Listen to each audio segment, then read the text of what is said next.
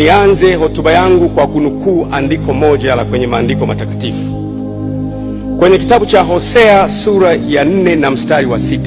Inasema hivi: watu wangu wanaangamia kwa kukosa maarifa. The English version says, my people are destroyed for lack of knowledge. Lakini pia andiko hilo hilo limeandikwa kwenye kitabu cha Mithali sura ya 29 na mstari wa 18. Kitabu hiki kiliandikwa na Suleiman bin Daudi, mfalme aliyewahi kuishi miaka mingi iliyopita. Alisema hivi, alisema watu wangu wanaangamizwa kwa kukosa maono. My people are destroyed for lack of vision. Kwa hiyo tunapata ujumla, kukosa maono kunaangamiza, kukosa maarifa kunaangamiza. Lack of vision destroys and lack of knowledge as well as destroys. Kwa nini sasa nimesema hayo, Mheshimiwa Spika?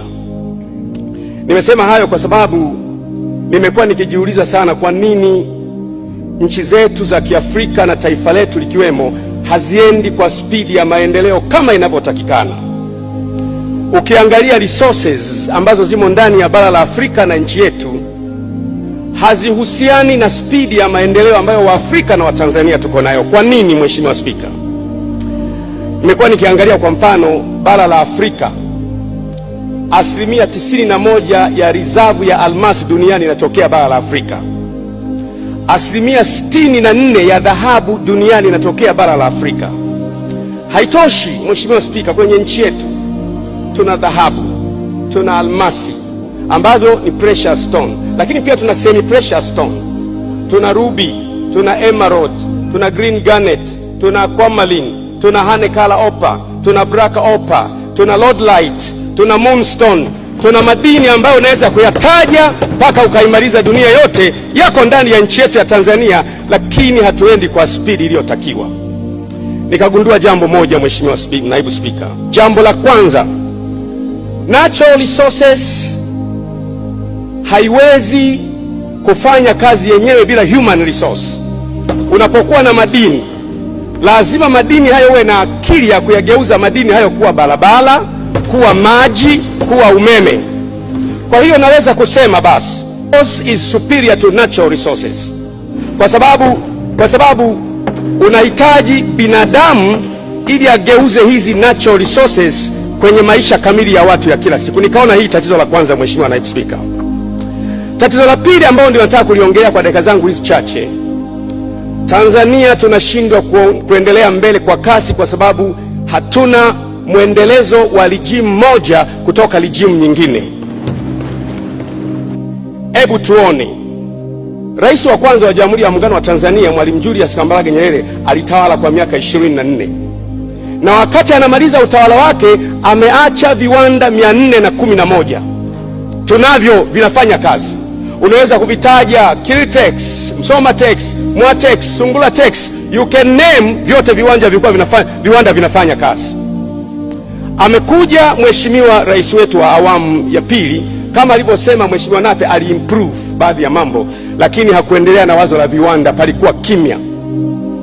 Akaingia rais wa tatu, viwanda vile vile vilivyoachwa na Mwalimu, baada ya kuviendeleza akaanza kuvibinafisisha, vikauzwa vyote vikaondoka. Kwa hiyo hakuna muunganiko kati ya rijimu ya kwanza na rijimu ya tatu. Tutakesha kama hakuna muunganiko, Mheshimiwa Naibu Spika. Lakini haikutosha, amekuja rais wa tatu ambaye Mheshimiwa Mkapa, rais wa 4 Mheshimiwa Jakaya Mlisho Kikwete, ambaye hatumuone anashughulika na viwanda hata kidogo. Tunamuona anashughulika na mambo mengine. Tunamuona rais anayefuata John Pombe Magufuli anasema tena Tanzania ya viwanda. Viwanda vile vile ambavyo mzee Mkapa alivibinafisisha na kuviuza, huyu tena anasema Tanzania ya viwanda. Hapo ndipo tunaanza kupambana tena kuanza viwanda, wakati viwanda vimebinafisishwa, vimeingia mikononi mwa watu binafsi, nao hawajajenga viwanda bado. Kwa hiyo nikagundua jambo moja ambalo napenda niseme, Naibu Spika. Kila rais aliyeingia madarakani aliperform vizuri, colorful kwa namna yake. Mwalimu Nyerere aliperform vizuri sana kwa namna yake. Mwinyi aliperform vizuri sana kwa namna yake. Mkapa aliperform vizuri sana kwa namna yake. Mheshimiwa Jakaya Kikwete vizuri sana kwa namna yake. Mheshimiwa Magufuli vizuri sana kwa namna yake. Naamini na Samia ataform vizuri sana kwa namna yake pia. Lakini namna hizi zao, kama kila mtu ana namna yake, unategemea nchi itaendeleaje?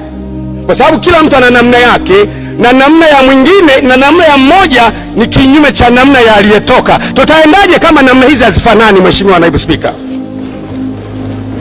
hii inanipelekea kusema ili tuendelee, tunahitaji agenda ya pamoja ya taifa lote. Kwa namna gani, Mheshimiwa Spika? To define maono ya Tanzania ya miaka 30 ijayo. Inaweza kuwa miaka 30 au miaka 50.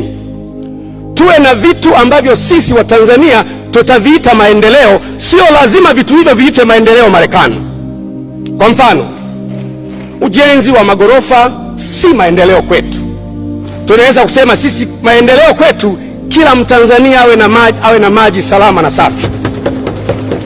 Tunaweza kusema maendeleo kwetu kila Mtanzania mwenye uwezo wa kusoma shule asome chuo kikuu na amalize, asiwepo asiwe kusoma chuo kikuu.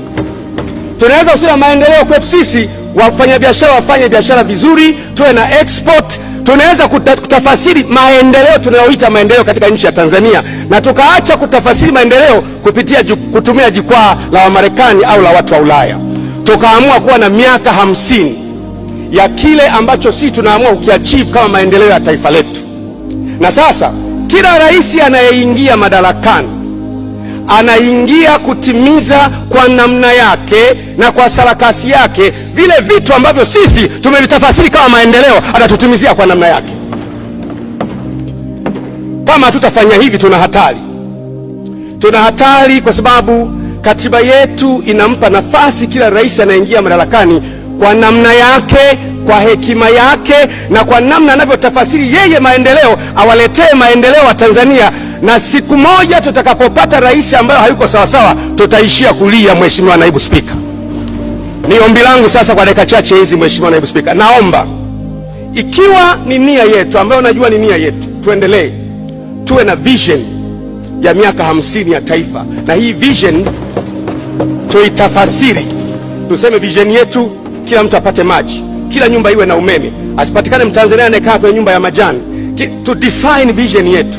Alafu tunasema inapoingia regime, anapoingia rais, lazima ilani ya chama chake izungumze mambo ambayo sisi tumejiwekea kama maono ya Tanzania. Nikupe mfano, patakapotokea rais akaanza kufanya mambo yake ambayo hayako ndani ya ilani, kuna mtu wa kumuuliza hapa mwenyekiti wa Chama cha Mapinduzi na amiri jeshi mkuu kwamba hutakiwi kufanya hayo? Hayupo.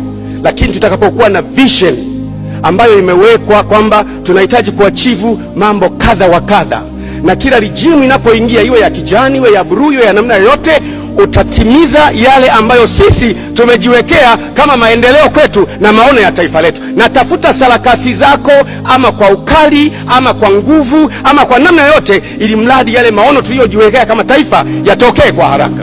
Na kushukuru sana Mheshimiwa Spika, asante sana.